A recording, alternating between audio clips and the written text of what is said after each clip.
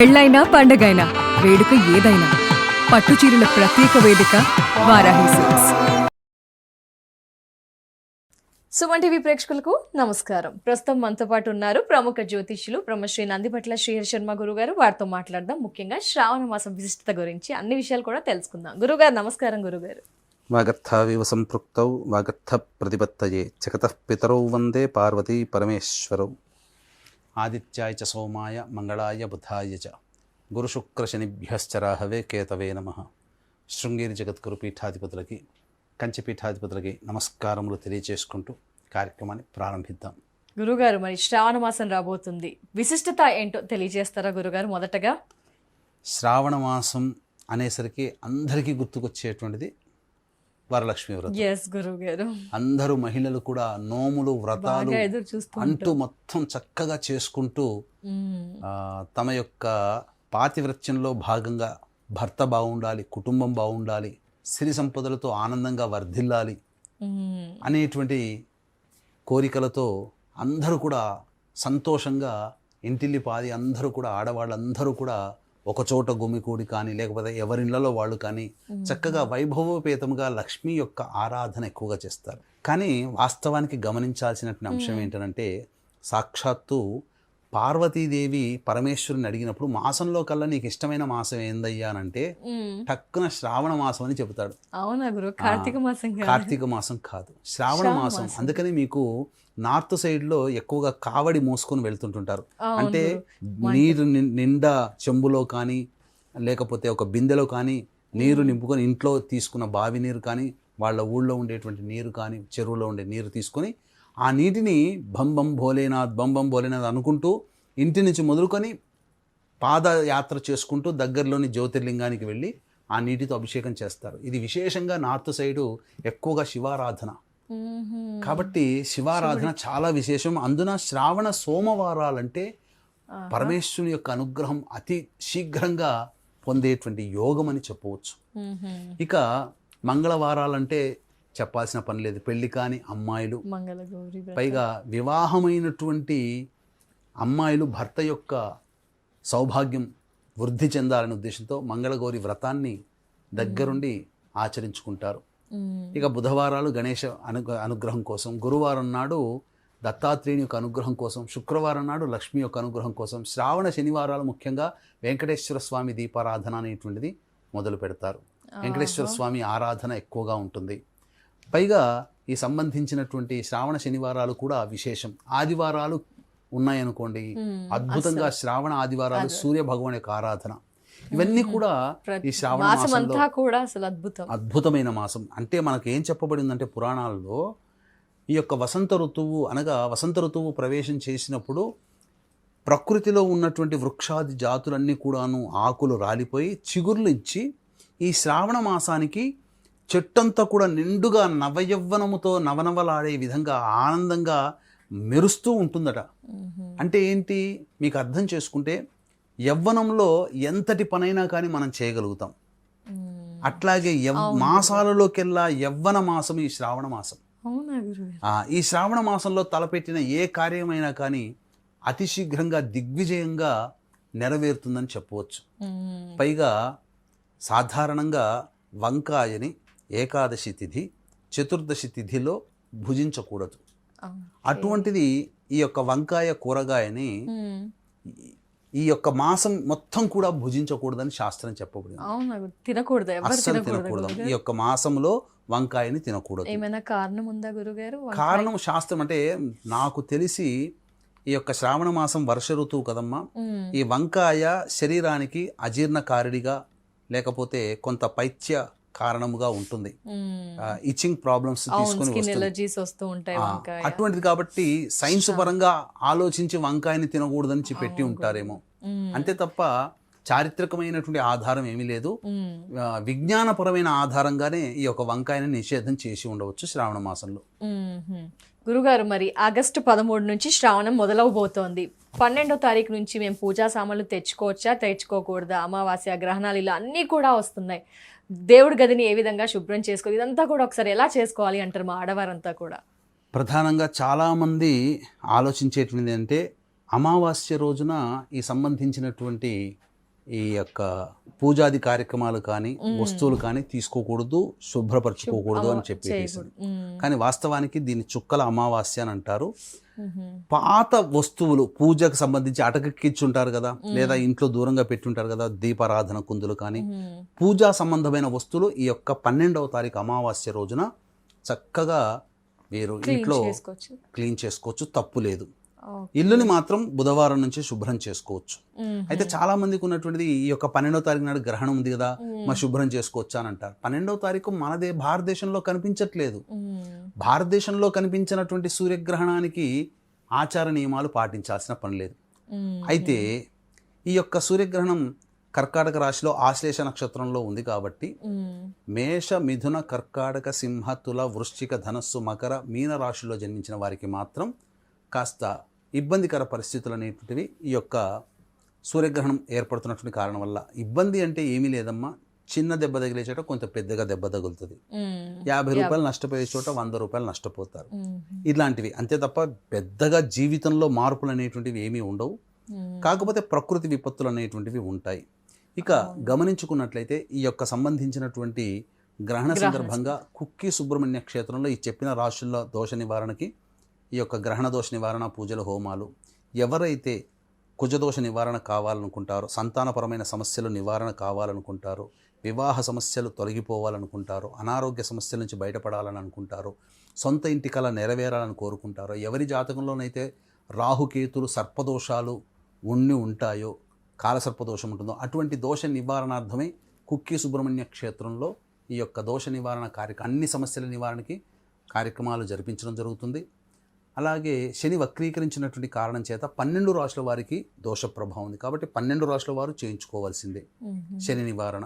ఈ 12 రాశులకి కూడాను శని దోష నివారణ కార్యక్రమాలు జరిపించి పూజ చేసినటువంటి కరుంగలి మాల ఇవ్వడం జరుగుతుంది. అవకాశం ఉన్నటువంటి వాడు స్క్రీన్పై కనిపిస్తున్న నెంబర్కి కాంటాక్ట్ చేసి మీ గోత్రనామాదులు నమోదు చేసుకోవచ్చు. గురుగారు, దేవుడు సామాన్లు కూడా శుభ్రం చేసుకోవచ్చా అమావాస్య ఆ రోజు అంతా? ఆ రోజున దేవుడు సామాన్ల వరకు శుభ్రం చేసుకుని 13వ తారీఖు ఉదయాన్నే లేచి, ఇప్పుడు మనకు సూర్యోదయంతో మనకు వారం మొదలవుతుందమ్మా.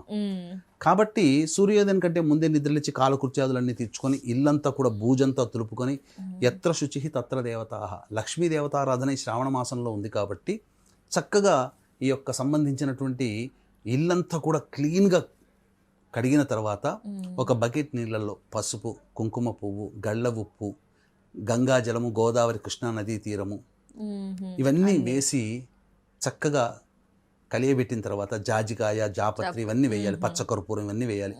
అవి కరిగిపోయిన తర్వాత ఆ నీటితో ఇల్లంతా కూడాను చక్కగా పూజా మందిరంతో సహా శుభ్రం చేసుకొని ఉదయిస్తున్నటువంటి సమయంలోనే ఇంట్లో అంతా ధూపం వేయాలి. ఈ శ్రావణ మాసం అంతా కూడాను ప్రధానముగా దాంపత్య జీవితంలో లేకుండా ఉండడమే మంచిది. వివాహమైన వాళ్ళు కూడా కాస్త నియమంగా గనక పాటించినట్లయితే అద్భుతమైన ఫలితాలు. కనీసము శ్రావణ సోమవారాలు, శ్రావణ ఆదివారాలు, శ్రావణ శుక్రవారాలు ఈ యొక్క నియమాన్ని పాటిస్తే ఇంకా మంచిది. తప్పకుండా గురుగారు. తర్వాత ఖచ్చితంగా ప్రతిరోజు ఉదయము, సూర్యోదయము, సంధ్యా సమయం, సూర్యాస్తమయం ఆ సమయంలో ఇంట్లో ఖచ్చితంగా ధూపం ఉండాల్సిందే. అఖండ దీపారాధన చేసుకునే వాళ్ళైతే అఖండ దీపారాధన, లేదా కనీసం ఉదయం సాయంకాలం అయినా కానీ దీపారాధన చేస్తే మంచిది. ఇంట్లో దీపారాధనకి సంబంధించి పంచతైల దీపారాధన అంటే నువ్వుల నూనె, కొబ్బరి నూనె, విప్ప నూనె, ఆవు నెయ్యి, ఆముదం ఇవన్నీ పంచతైలములు అంటారు.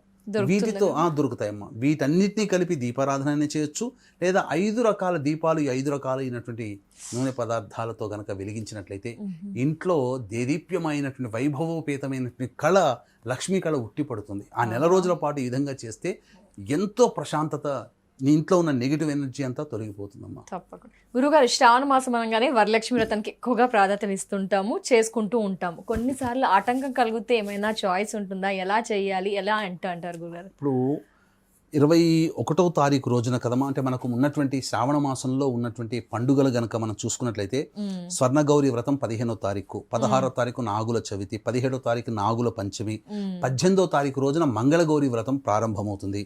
21వ తారీఖు రోజున వరలక్ష్మి వ్రతము, 28వ తారీఖు రోజున శ్రావణ పౌర్ణమి, 31వ తారీఖు రోజున సంకష్టహర చతుర్థి, అలాగే 4 సెప్టెంబర్న శ్రీకృష్ణుని యొక్క జన్మదినం జన్మాష్టమి ఉంటుంది.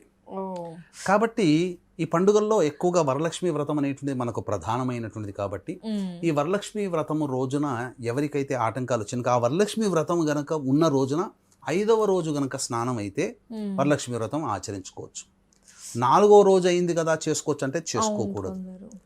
కాబట్టి ఈ యొక్క తదనంతరం ఇప్పుడు వరలక్ష్మి వ్రతం 21వ తారీఖు రోజున ఆటంకాలు వచ్చాయి, అప్పుడు చేసుకోలేరు, మళ్ళీ చేసుకోవాలనే కోరిక ఉంటుంది. ఎప్పుడు చేసుకోవాలి? మళ్ళీ వచ్చి 21వ తారీఖు తర్వాత మళ్ళీ ఇంకో శుక్రవారం వస్తుంది కదా, అప్పుడు చేసుకుంటే సరిపోతుందమ్మా. ఓకే గురువు గారు, క్లారిటీ అయితే ఇచ్చే. గురువు గారు, వరలక్ష్మి వ్రతం శ్రావణ మాసం అనగానే మనకు మహాలక్ష్మి అమ్మవారు గుర్తొస్తూ ఉంటారు. మీరు ఇందాక చెప్పారు శివుని ఆరాధన కూడా చేయాలి. అసలు ఈ మాసం మొత్తం కూడా ఏ దేవత ఆరాధన చేయాలి గురువుగారు ఎగ్జాక్ట్గా?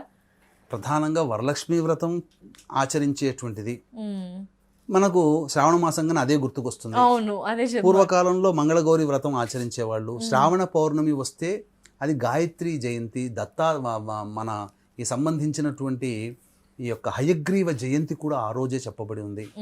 కాబట్టి ఇవన్నీ పోయి ఈ వరలక్ష్మి వ్రతానికి అత్యంత ఇంపార్టెన్స్ రావడం వల్ల శ్రావణ మాసం అంటే వరలక్ష్మి వ్రతం అంటారు. కానీ శ్రావణ మాసం అంటే ఈశ్వర ఆరాధనే ప్రధానము.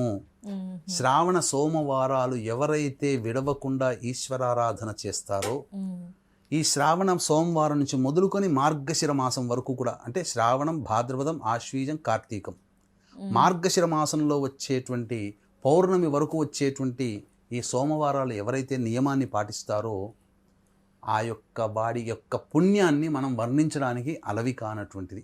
శ్రావణ సోమవారం నాడు విశేషంగా శివారాధన చేసి నియమంగా ఉన్నటువంటి గృహస్థునికి, బ్రహ్మచారికి, ఎవరికైనా కానీ అతి త్వరలో ఆ శివానుగ్రహం వల్ల వాళ్ళ యొక్క సంకల్పం నెరవేరుతుందమ్మా. తప్పకుండా. ఆఖరిగా చిన్న సందేహం గురుగారు, ఈ శ్రావణ మాసం మొత్తం కూడా ఏం చేయాలి, ఏం చేయకూడదు అంటే ఏం చెప్తారు? ప్రధానంగా ఈ శ్రావణ మాసం అంతా కూడాను వీలైతే మాంసాహారాన్ని విసర్జించండి. అలవాటున్న వాళ్ళు అయ్యప్ప స్వామికి ఏ విధంగానైతే మాల వేసుకొని, భవాని మాల వేసుకొని అట్లయితే ఉంటారో, ఈ విధంగా శ్రావణ మాసంలో ఎక్కువగా శివమాల వేస్తారు. శివమాల వేసుకుంటే చాలా విశేషమైన పుణ్య ఫలితం కలుగుతుంది.